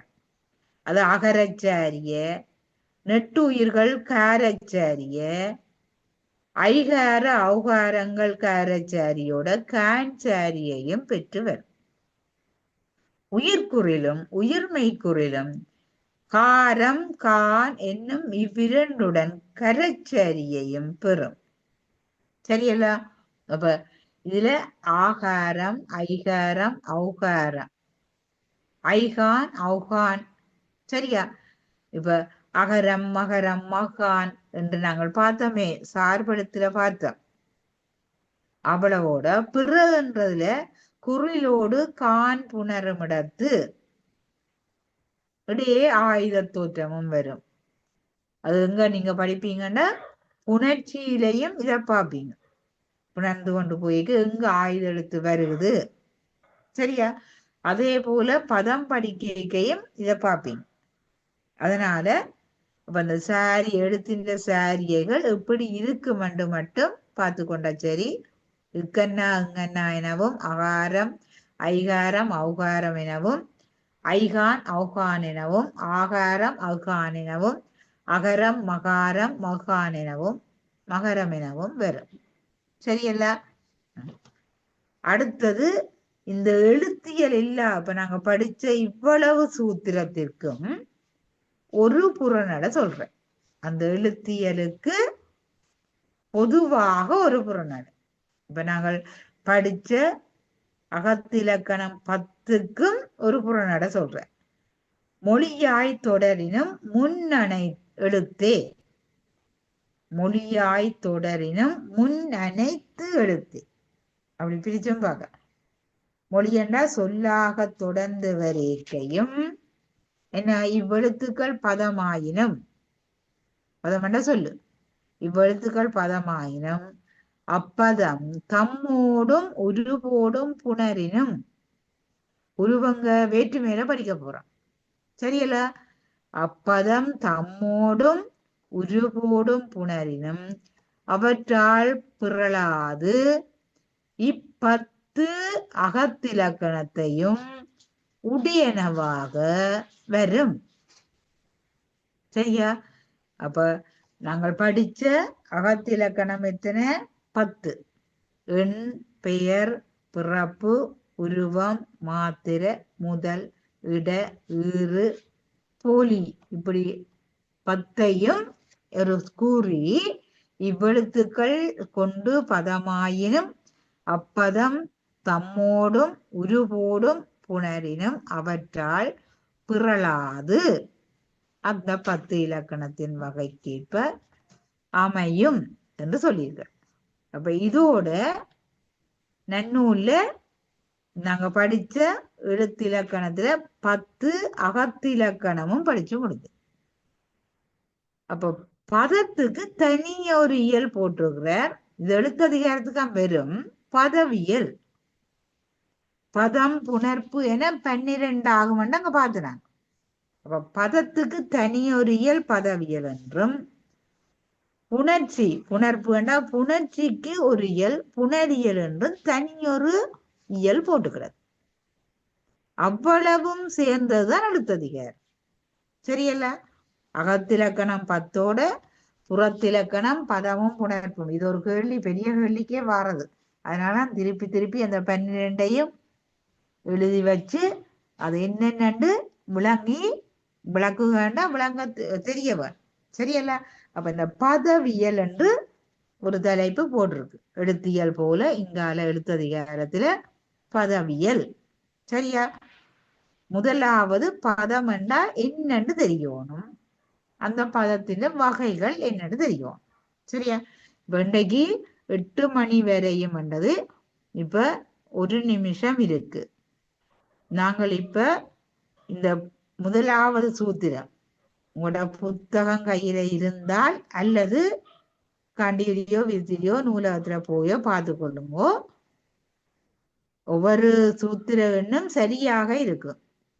128 சூத்திரம் எழுத்தே தனித்தும் தொடர்ந்தும் பொருள் தரின். இதை விளங்கணும். எழுத்தே தனித்தும் தொடர்ந்தும் பொருள் தரின் பதமாம். எழுத்துக்கள் தனியாக வந்தால, எழுத்து தொடர்ந்து வந்தாலும் அது பொருள் தந்தாத்தான் பதம் அல்லது சொல் அல்லது மொழி. இதை நீங்க பயன்படுத்தினாலும் சரி. அது பகாப்பதம் எனவும் பகுபதம் எனவும் இருபாலாகி இயலும் என்ப. சுத்திரமதான்.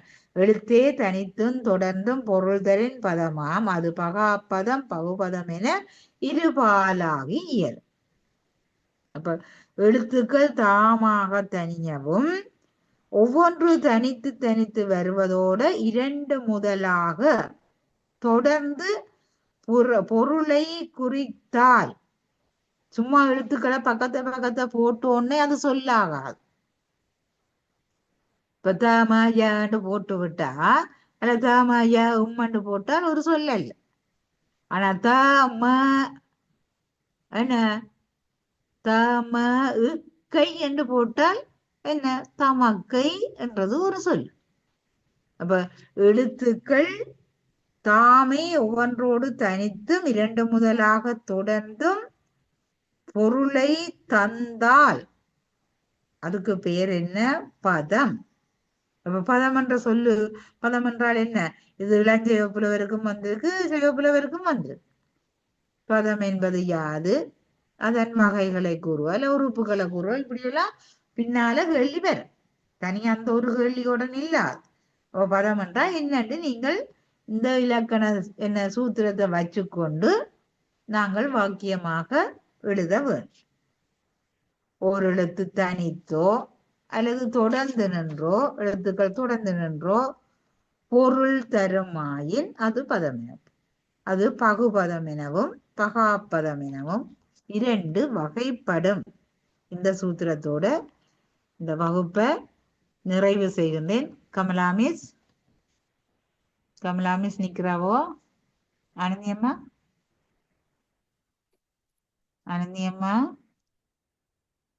கமலா மிஸ் 8 மணின்னு சொன்னாங்க.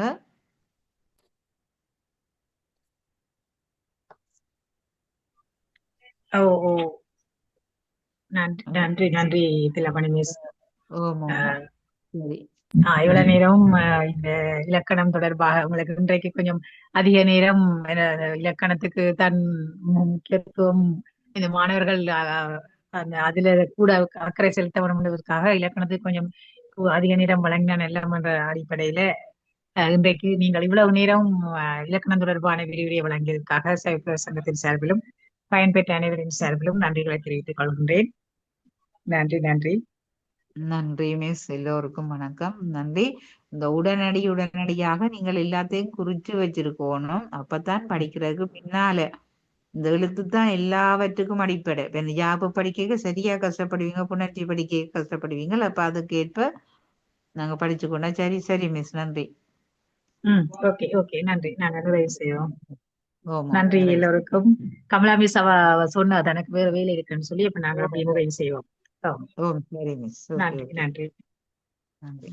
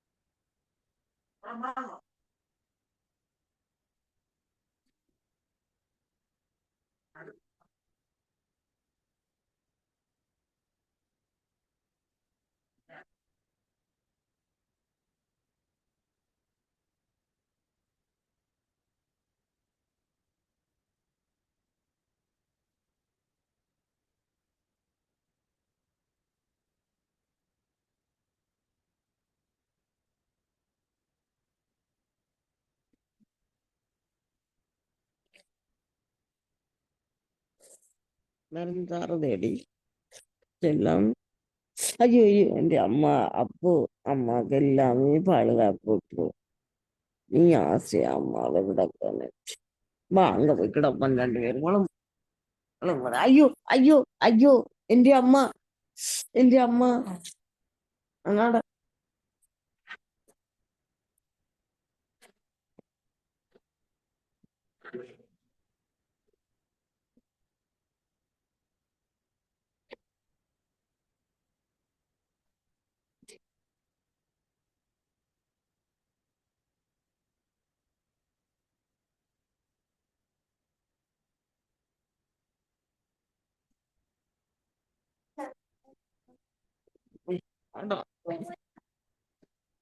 ஆ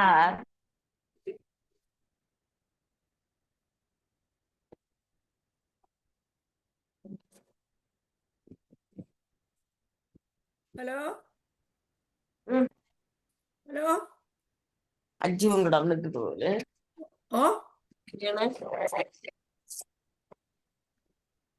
விழுந்து போனீங்கயோ?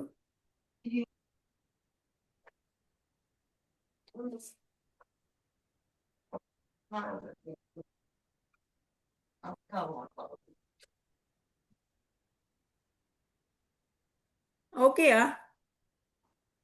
ஹலோ ஹலோ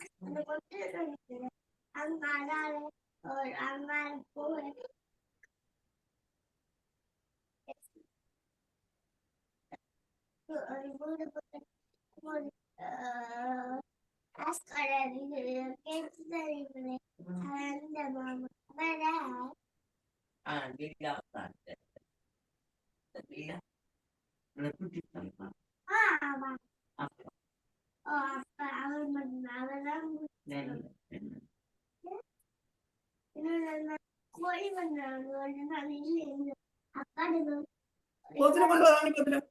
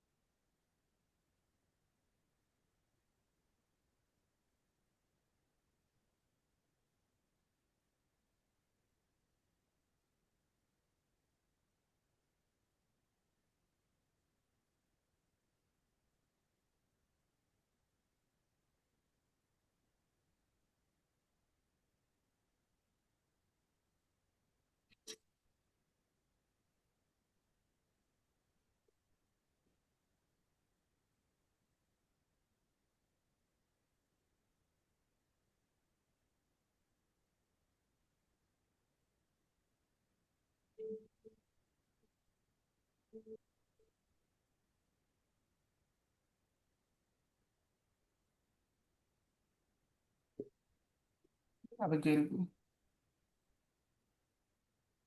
ஆரோக்கியம்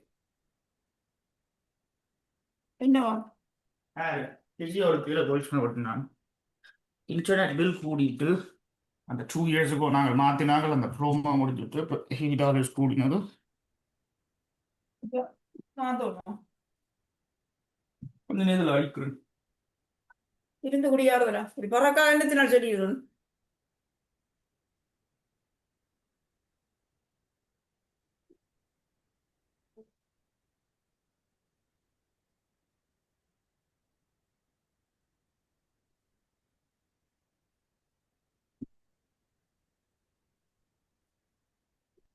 ஆறு கடிக்க போய் இன்டர்நெட் ராஜர்ஸ் இந்த கதைச்சா எடுத்து அடிச்சவங்க அவள் அடிப்பில் அது அறுகாசு நேரம் அது ராஜர்ஸ் இல்லை. பிசிஓக்கு வாய்ஸ் மேல் விட்டுனான். என்ன சொல்ல போறேன் சொல்ல போறேன் இப்படி மாத்தலாமா என்னத்துக்கு சொல்ல இல்லையா அது பிரச்சனை இல்லை. அன்றைக்கு அவன் சொன்ன சொல்லி காரணம் அவைகளுக்கு பிரச்சனை இல்லை. அவையில் அந்த இடத்துக்கு வர யாராவது கொடுக்கலாம் அதுதான் அவைகளுக்கு இது. சாட்டர்டே அப்ப மேபி இந்த மேக் அன்றைக்கார வரிகிறவன் சொன்னியல்ல. ஓ அதுதான் கேட்டேன் என்ன பார்த்தேன் நான் சரிங்க நான் சொன்னான்ட்டு